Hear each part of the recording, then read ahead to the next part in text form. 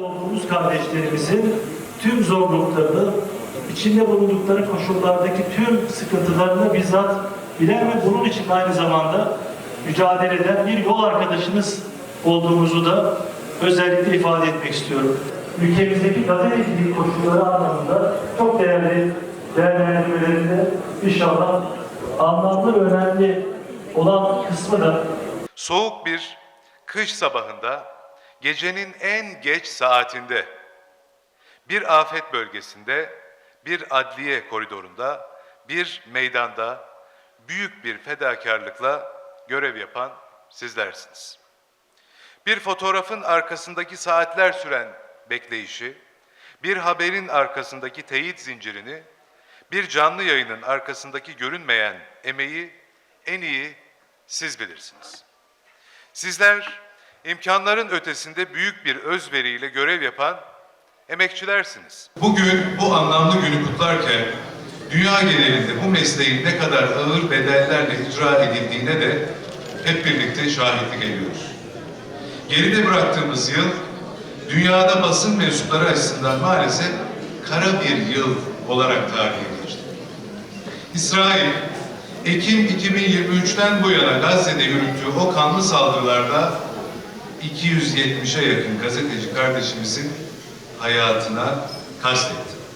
Bu tablo, hakikati boğmak isteyenlerin gerçeğin sesini kesmek için çocuk, kadın ya da gazeteci ayırt etmeksizin nasıl bir gaddarlığa büründüğünün en somut ispatıdır. Şehit olan tüm basın mensuplarına bu vesileyle Allah'tan rahmet diliyorum. Bizim medya ile ilişkimiz her zaman güven ve samimiyet esasına dayanmıştır. Ancak günümüzde bilginin hızıyla beraber maalesef kirliliği de artmıştır. Bugün konvansiyonel savaşların yanı sıra siber dünyadaki dezenformasyon savaşlarıyla da karşı karşıyayız.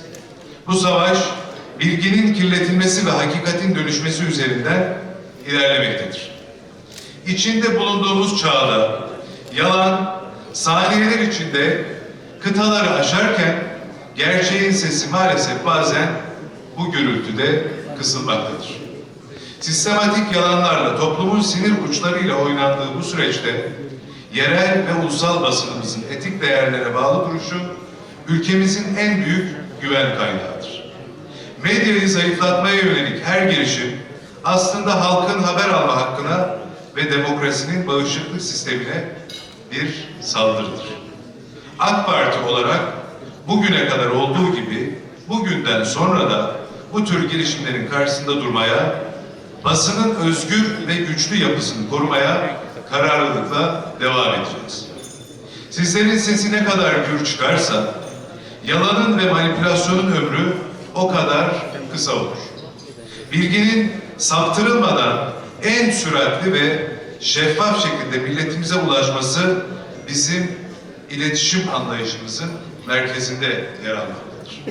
Bizler kendi üretim gücüyle kendi rotasını çizen bir Türkiye için ter döküyoruz. Yatırım haberlerinden Anadolu'nun dört bir yanında yükselen fabrika bacalarına, yerli ve milli projelerimizden dünya pazarlarında boy gösteren markalarımıza kadar her başarı hikayesi aslında bu milletin ortak özgüvenini temsil etmektedir. Algı oyunlarıyla milletimizin moralini bozmaya çalışanlara karşı gerçeği, yani büyüyen ve güçlenen Türkiye'nin fotoğrafını sizler çekiyorsunuz.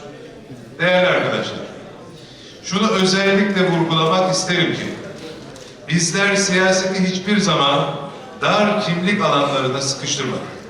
Toplumu ayrıştıran, kutuplaştıran dilin her zaman karşısında durdu Cumhurbaşkanımız. İnsanı merkeze alan, insanı yaşat ki devlet yaşasın düsturunu rehber edinen bir anlayışla hareket ettik. Farklılıkları bir gerilim unsuru haline getiren yaklaşımlar yerine ortak yaşam iradesini güçlendiren, kardeşlik bağlarımızı perçinleyen bir siyaset çizgisi benimsedik.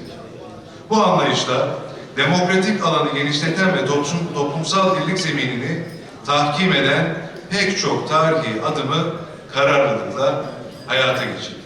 Çünkü biz inanıyoruz ki Toplumsal barışın sağlanmadığı bir yerde gerçek manada bir kalkınmadan söz edilemez.